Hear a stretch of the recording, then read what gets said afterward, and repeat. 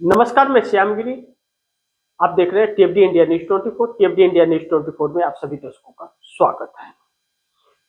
सुब्रमण्यम स्वामी Bharatiya Janata party के वरिष्ठ नेता हैं। उनके बयान के बाद मोदी की कुर्सी संकट में पड़ गई है और भारतीय जनता पार्टी सोचने के लिए मजबूर हो गई है। इन मुद्दों पर हम लोग चर्चा इसलिए भी जरूरी है क्योंकि इस वक्त भारतीय जनता पार्टी के अंदर जो परिस्थितियां हैं वह बड़ी नाजुक दौर में गुजर रही है भाजपा। यानी कि आप यह समझ सकते हैं कि भाजपा का वजूद समाप्त होने वाला है।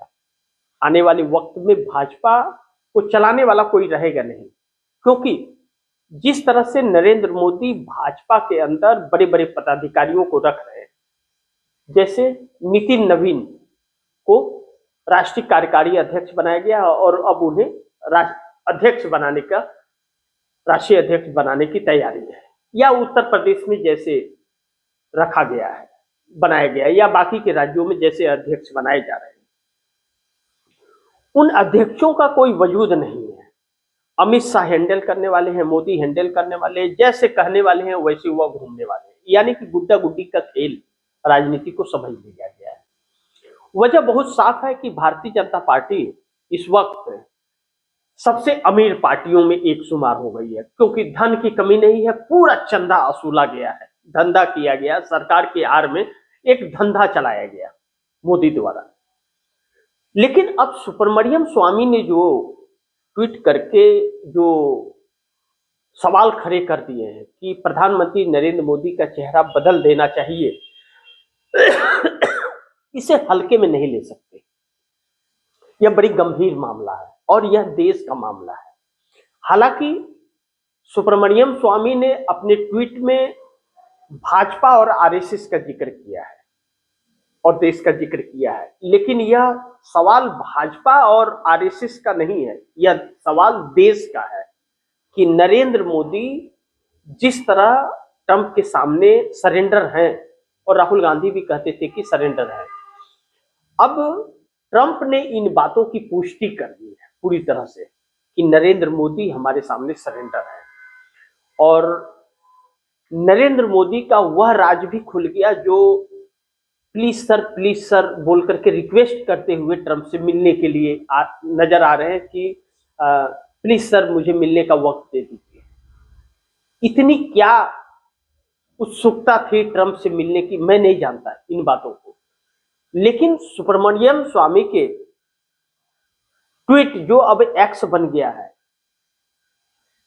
उस एक्स प्लेटफॉर्म पर जो उन्होंने पोस्ट लिखी है सुब्रमण्यम स्वामी ने, उसमें साफ संदेश दिखाया है कि नरेंद्र मोदी का अपना खुद का जीवन का कुछ तो ऐसा राज है जो ट्रंप के हाथ लग गया है और ट्रंप उसी को लेकर के ब्लैकमेल कर रहे हैं। किसे? मोदी को। यह बात सिर्फ सुब्रमण्यम स्वामी ने नहीं कही है, यह बात सोशल मीडिया पर भी चर्चित रही है, राजनीतिक विशेषज्ञ भी इसको और वरिष्ठ पत्रकार भी बोलते रहे हैं। और अटल बिहारी वाजपेयी के वक्त विदेश मंत्री और वित्त मंत्री रहे यशवंत सिन्हा का भी यह कहना है कि नरेंद्र मोदी के जीवन का कोई बहुत बड़ा राज ट्रंप के पास है, जो ट्रंप इनको ब्लैकमेल कर रहे हैं और यह हो रहे हैं। लेकिन स्वामी ने एक चिंता और जाहिर की कि नरेंद्र मोदी भाजपा को तो खत्म करेंगे ही, जो जिस तरह से कार्य कर रहे हैं अमेरिका के दबाव में, उस तरह देश इनके खिलाफ हो जाएगा, भाजपा के, यानी कि भाजपा और आरएसएस के खिलाफ देश हो जाएगा। और अमेरिका नरेंद्र मोदी का फायदा उठा करके ब्लैकमेलिंग करते हुए अपनी सेना भी भारत में उतार सकता है चाइना से मुकाबला करने के लिए, फिर भारत को वह गुलाम बना देगा। तो ऐसे में नरेंद्र मोदी अपने जीवन का राज उनके न खुल जाए, अपनी छवि को बचाने के लिए वह पूरे देश को दांव पर लगा रहे हैं। सुब्रमण्यम स्वामी के एक्स पर दिए पोस्ट का यह मतलब था। और अब आप दर्शक इसे समझिए कि अगर यह बात है तो यह बड़ी चिंता की बात है, ऐसा किसी ने सपने में सोचा नहीं था। अब दूसरी चीज इसका यह है, पहलू है कि चंद्रबाबू नायडू और नीतीश कुमार इस सरकार को जो समर्थन दे रहे हैं, तो चंद्रबाबू नायडू और नीतीश कुमार के समर्थन देने से यह सरकार बनी हुई है। चंद्रबाबू नायडू भी विवश हो रहे हैं अब मोदी से समर्थन वापस लेने के लिए, क्योंकि अमेरिका का प्रेशर और दबाव जो मोदी के ऊपर पड़ रहा है, उससे देश को जो नुकसान हो रहा है, उससे चंद्रबाबू नायडू की राजनीतिक कैरियर पर भी पड़ रहा है असर, और उनकी सरकार पर भी असर पड़ रहा है, उनके वोटरों पर भी असर पड़ रहा है। ऐसे में कई बार आप दर्शकों से मैंने कार्यक्रम में अपनी यह बात कही है कि सी फूड्स मछुआरों की बात जो है, सी फूड्स मछुआरों को लेकर के 25,000 करोड़ रुपए का रेवेन्यू का नुकसान चंद्रबाबू नायडू को हो रहा है, लेकिन ट्रंप ने और भी टैरिफ लगाने की बात की है भारत पर, और ट्रंप ने यह साफ कर दिया कि नरेंद्र मोदी हमें खुश करना चाहता है, उसके लिए रसिया से भी ऑयल लेना बंद कर दिया है। और मैं चाहूं तो नरेंद्र मोदी का एक दिन में राजनीतिक कैरियर समाप्त कर सकता हूं। इससे भारतीय जनता पार्टी के अंदर भी एक बड़ी चिंता का विषय बना हुआ है, और भारतीय जनता पार्टी भी इन्हें हर कीमत पर हटाने के लिए सोच रही है और प्रयास कर रही है भारतीय जनता पार्टी के अंदर। लेकिन नरेंद्र मोदी का विरोध भारतीय जनता पार्टी के अंदर और आरएसएस के अंदर पहले भी था, क्योंकि नरेंद्र मोदी की तानाशाहियां भाजपा के नेताओं पर भी भारी पड़ रही, यह नहीं कि विपक्ष पर रही, भाजपा के नेताओं पर, लेकिन अब तो पूरे देश पर असर पड़ने लगी, यह चीजें हैं। दूसरा पहलू जो है, भारतीय जनता पार्टी के 240 सांसदों की बैठक आज तक नहीं हुई है, और उसमें नरेंद्र मोदी नेता नहीं चुने गए। नितिन गडकरी जैसा लोग मुखर होकर के नरेंद्र मोदी के खिलाफ आवाज उठाते रहे हैं। आरएसएस से संबंध रखने वाले भी कुछ विधायक ऐसे सांसद ऐसे हैं जो नरेंद्र मोदी के खिलाफ है, जिनकी संख्या केपी मलिक ने बहुत पहले एक पोस्ट किया था जिसमें कहा था कि तकरीबन 3 दर्जन के आसपास है, यानी कि 36 से 40 सांसद, यानी कि नरेंद्र मोदी का बगावत भारतीय जनता पार्टी के अंदर काफी है।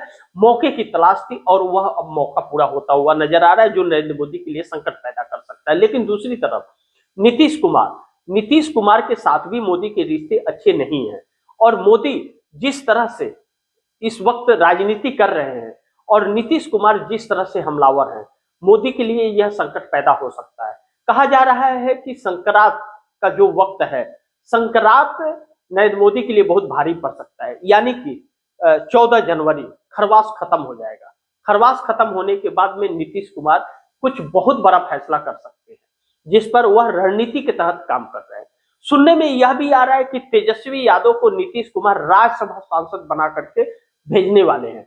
अगर यह चीज है, यह बात है, और राज्यसभा अगर भेजने की तैयारी तेजस्वी यादव को हो रही है, तो इसका मतलब है कि नीतीश कुमार को 5 साल तक सत्ता से नरेंद्र मोदी तो नहीं हटा पाएंगे, यानी कि विपक्ष के साथ मिल करके नीतीश कुमार सरकार बनाने जा रहे हैं, भाजपा के हाथ से बिहार निकलने जा रहा है, इसका साफ मतलब है। क्योंकि तेजस्वी यादव चर्चा में रहे, इसके लिए तेजस्वी यादव को राज्यसभा भेजने की नीतीश कुमार की रणनीति है, और आरजेडी के जो भी 25 विधायक हैं, उन विधायकों के साथ मिल करके सरकार चलाने का यह रणनीति नीतीश कुमार का अगर है तो नरेंद्र मोदी के लिए घातक है। यानी कि नीतीश कुमार बहुत बड़ी तैयारी में है और भाजपा को बहुत बड़ा झटका लगने वाला है। नीतीश कुमार के झटका लगते ही भारतीय जनता पार्टी की सरकार गिर सकती है, जिस तरह से चंद्रबाबू नायडू नरेंद्र मोदी के खिलाफ हो चले हैं। और नरेंद्र मोदी के खिलाफ अगर चंद्रबाबू नायडू है तो वह भारतीय जनता पार्टी के लिए, आरएसएस के लिए शुभ नहीं है। आरएसएस भी यह जानता है कि नरेंद्र मोदी ने ऐसे काम किए हैं कि अगर समर्थन वापस चंद्रबाबू नायडू और नीतीश कुमार ले लेते हैं, जबकि लाजमी है कि नीतीश कुमार अगर बिहार में सरकार बदलेंगे तो समर्थन वापस ले लेंगे। चंद्रबाबू नायडू भी 1 फरवरी का वक्त दिए है, क्योंकि 1 फरवरी को संडे पड़ता है, रविवार है, बजट पेश नहीं होगा, 2 फरवरी को होगा। तो 2 फरवरी को अगर चंद्रबाबू नायडू के राज्य आंध्र प्रदेश के लिए उनकी डिमांड नहीं पूरी की गई तो चंद्रबाबू नायडू कभी भी ऐलान कर सकते हैं समर्थन वापसी का। ऐसे में मोदी सरकार गिर जाएगी। मोदी सरकार गिरेगी तो लाजमी है कि इंडिया गठबंधन किसी भी कीमत पर सरकार बनाना चाहेगा। जो टूटी फूटी गठबंधन है इंडिया का, वह एकजुट हो जाएगा और नीतीश नायडू उसे एकजुट करने में बड़ी सफलता हासिल कर लेंगे। ऐसे में भारतीय जनता पार्टी आरएसएस के लिए एक चुनौती हो जाएगी, फिर सत्ता का चेहरा भी देख पाना मुश्किल हो जाएगा, क्योंकि जिस तरह से एसआईआर हो रहा है उस एसआईआर पर लगाम लगाने का काम सरकार कर सकती है। ऐसे में चुनाव आयोग भी मोदी के हाथ से निकल जाएगा। एक बार सत्ता गई तो भारतीय जनता पार्टी किसी लायक नहीं रहेगी, क्योंकि अमित शाह और मोदी की राजनीति खत्म हो जाएगी, लेकिन साथ साथ और भी कई नेताओं की राजनीति खत्म हो जाएगी। नरेंद्र मोदी ने दूसरा कैडर तैयार नहीं किया है कि दूसरा पीढ़ी जो भाजपा को लेकर के आगे जाए, ऐसा किसी को तैयार नहीं किया है। सब पर्ची वाले नेता साबित हुए हैं और सब पर्ची वाले नेता ही इस वक्त हैं। बड़े बड़े नेता जो भारतीय जनता पार्टी को जानते थे, खड़ा करने के लिए बड़ी कड़ी मेहनत किए थे, उन सबको दरकिनार कर दिया है, जिसमें नितिन गडकरी भी शामिल है, सुब्रमण्यम स्वामी भी शामिल है। ऐसे में भारतीय जनता पार्टी बड़ी मुश्किल में है और बैठकों का दौर कहा जा रहा है कि चल रहा है, जिसमें नरेंद्र मोदी के चेहरे को बदलने की चर्चा भी हो रही है और बात भी हो रही है। बदल दिया जाएगा, नहीं बदला जाएगा, मैं नहीं जानता, यह वक्त बताएगा। लेकिन भाजपा इस वक्त संकट में है, इस बात से इनकार नहीं किया जा सकता। लेकिन दूसरी तरफ जो एक यह खबर निकल रही है कि उत्तराखंड के अंदर जो परिस्थितियां हैं, वह अंकिता भंडारी को लेकर के 11 जनवरी को पूरा उत्तराखंड बंद बुलाया गया है। उसमें भारतीय जनता पार्टी का नेता शामिल बताया जा रहा है कि वीआईपी कोई बड़ा नेता उसमें गुनहगार है, उसके सजा को लेकर के सीबीआई जांच को लेकर के मांग चल रही है। भारतीय जनता पार्टी का ही कार्यकर्ता और नेता भारतीय जनता पार्टी के खिलाफ हो गए हैं भारी मात्रा में, जो भारतीय जनता पार्टी के लिए 2027 चुनाव में लेने के देने पड़ सकते हैं। नरेंद्र मोदी की छवि देश में भी और विदेश में भी, पार्टी में भी, आरएसएस में भी खत्म हो रही है, यानी कि उल्टी गिनती शुरू हो गई है। आप यह बात बड़ी आसानी से कह सकते हैं। और अगर ऐसा है तो नरेंद्र मोदी के लिए आने वाला संकट बड़ी चुनौतीपूर्ण होने वाला है, उससे उबर पाना मोदी के लिए मुश्किल होगा। लेकिन इस वक्त अंकिता भंडारी को लेकर के जो आंदोलन चल रहा है और सीबीआई जांच हाईकोर्ट या सुप्रीम कोर्ट की निगरानी में करने की मांग की जा रही है, इससे एक बात तो साबित हो रही है कि भाजपा वालों को ही भाजपा पर भरोसा नहीं है, भाजपा सरकार पर भरोसा नहीं है, क्योंकि वह जानते हैं किस तरह से छल किया जा रहा है। उनसे बेहतर कोई नहीं जान सकता। कहते हैं कि अंधभक्त जिसको कहते हैं, वह अंधभक्तों की आंख जब खुलेगी तो वह अपने आंख के सारे बातें जानता है, तो वह भरोसा नहीं करेगा। तो इस वक्त उत्तराखंड के अंदर यही हाल है। पुष्कर सिंह धामी चुनाव खटीमा से हार गए थे कांग्रेस के भुवन कापरी से, उसके बाद भी सीएम बनाए गए और सीबीआई जांच की अंकिता भंडारी मामले में चर्चा चल रहा था। पुष्कर सिंह धामी चर्चा कर रहे थे, लेकिन दिल्ली गए और नरेंद्र मोदी से मिलने के बाद इरादा बदल दिया। तो क्या प्रधानमंत्री नरेंद्र मोदी सीबीआई जांच से रोक दिए पुष्कर सिंह धामी को? अब सरकार हिल गई है और एक बगावत का सुर उठ गया है, जो भारतीय जनता पार्टी के लिए आने वाले वक्त में मुश्किल होगा। अब ऐसे में आरएसएस को समझ नहीं आ रहा है, आरएसएस और भाजपा एक ही है, एक ही पेड़ के दो डाल हैं और वह पेड़ जो है वह आरएसएस ही है और उसका एक डाली है भारतीय जनता पार्टी, हर कोई जानता है।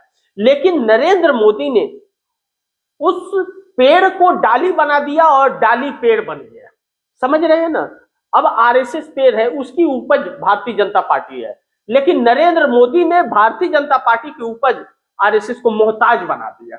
अब ऐसे में आरएसएस का भी प्रचारक जो है वह भी बड़े बड़े गाड़ियों में घूमने लगे, बड़े बड़े 5 स्टार होटलों में रुकने लगे। अब कहीं झोपड़ी में या छोटे मकानों में उनका वह नहीं रुकते, उनको शर्मिंदगी महसूस होती है, क्योंकि पैसे बहुत आ रहे हैं, क्योंकि अपनी सरकार है, लूट मचा हुआ है पूरे देश के अंदर। लेकिन जो अभद्रता, इनके चरित्र जो आ रहे हैं वह चरित्र बड़ी घिनौने हैं।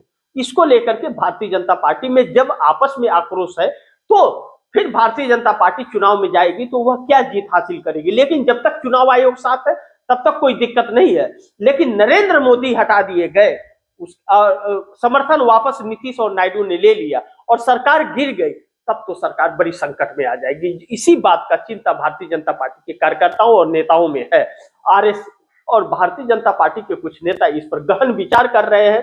कभी भी कोई भी फैसला आ सकता है, लेकिन नरेंद्र मोदी का चेहरा बदलना अब इस देश के लिए बहुत जरूरी हो गया है, क्योंकि नरेंद्र मोदी नाम की चिड़िया इस देश के लिए बड़ी घातक साबित हो रही है।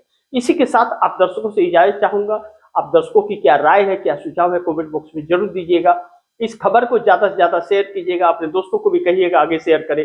आपने अगर चैनल को सब्सक्राइब नहीं किया, सब्सक्राइब कर लीजिए, अपने दोस्तों को भी कहिएगा चैनल को सब्सक्राइब करें। मिलते हैं अगली खबर के साथ, तब तक के लिए नमस्कार।